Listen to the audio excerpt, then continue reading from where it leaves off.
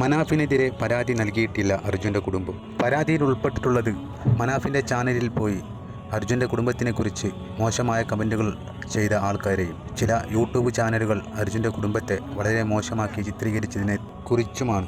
ആ ചാനലുകളിലെ ഓരോ വീഡിയോയിലും പോയി നോക്കിയാൽ തന്നെ അറിയാം, ഇവിടെ മനാഫ് കാരണം ഒരു വർഗീയതയും ഉണ്ടാവാൻ സാധ്യത ഉണ്ടായിട്ടില്ല എന്ന്. കാരണം അവിടെ അർജുൻ്റെ കുടുംബത്തിനെക്കുറിച്ച് പറഞ്ഞത് മുഴുവനും ഏകദേശം പേരും ഹിന്ദുക്കളായിരുന്നു എന്നത് നോക്കിക്കാണേണ്ട കാര്യം തന്നെ. അർജുനെ കാണാതായ വേളയിൽ അർജുന് നിരന്തരമായി പ്രാർത്ഥിച്ചു കൊണ്ടിരുന്ന ആളുകൾ മുഴുവനും ചേരി തിരിഞ്ഞ് അർജുൻ്റെ കുടുംബത്തിൻ്റെയും മനാഫിൻ്റെ കൂടെയും ചേർന്ന് നിന്ന് ഇങ്ങനെ ഒരു സാഹചര്യം എങ്ങനെയാണ് സംഭവിച്ചത്? ഒരിക്കലും അതിൽ 95% ആളുകളും മനാഫിൻ്റെ കൂടെയാണ് അടിയുറച്ച് നിന്നത് എന്നുള്ളതും മനസ്സിലാക്കേണ്ട കാര്യമാണ്. കാരണം മനാഫ് ഇവിടെ എന്താണ് ചെയ്തത്? ഒരു സഹോദരന് വേണ്ടി തൻ്റെ സുഖങ്ങളും കുടുംബവുമെല്ലാം മറന്ന് 2 മാസത്തോളം ത്യാഗം സഹിച്ച എത്ര വലിയ തെറ്റായി എങ്ങനെയാണ് മാറിയത്? മനാഫിന് ലഭിച്ചുകൊണ്ടിരിക്കുന്ന അർഹതപ്പെട്ട അംഗീകാരങ്ങൾ അത് ചിലർക്ക് ദഹിക്കുന്നില്ല. അതാണ് ഇതിൽ നിന്ന് മനസ്സിലാക്കാൻ കഴിയുന്നത്.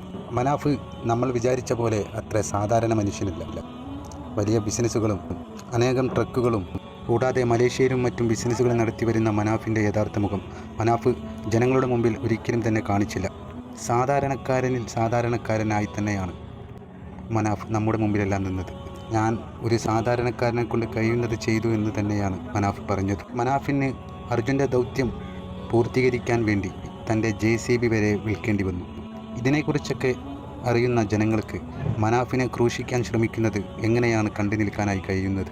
അതൊരിക്കലും കഴിയാത്തത് കൊണ്ടാണ് ഇത്തരത്തിലുള്ള വിമർശനങ്ങളും മറ്റും ഉയർന്നു വന്നത്.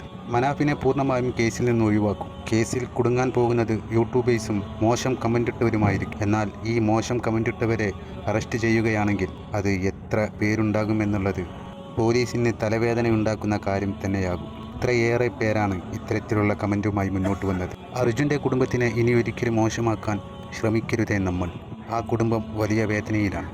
അതിനിടയിൽ അവരുടെ അഭിമാനവും കളങ്കപ്പെട്ടുകൊണ്ടിരിക്കുന്നു എന്നുള്ള ഈ കുടുംബത്തിൻ്റെ വിഷമവും നമ്മൾ കണ്ടറിയേണ്ട കാര്യം തന്നെയായിരുന്നു. ഇത് നമ്മുടെ സ്വന്തം അർജുൻ്റെ കുടുംബമാണ്. ഇത് നമ്മുടെ എല്ലാവരുടെയും സ്വന്തം കുടുംബമായി തന്നെ നമുക്ക് കാണാം.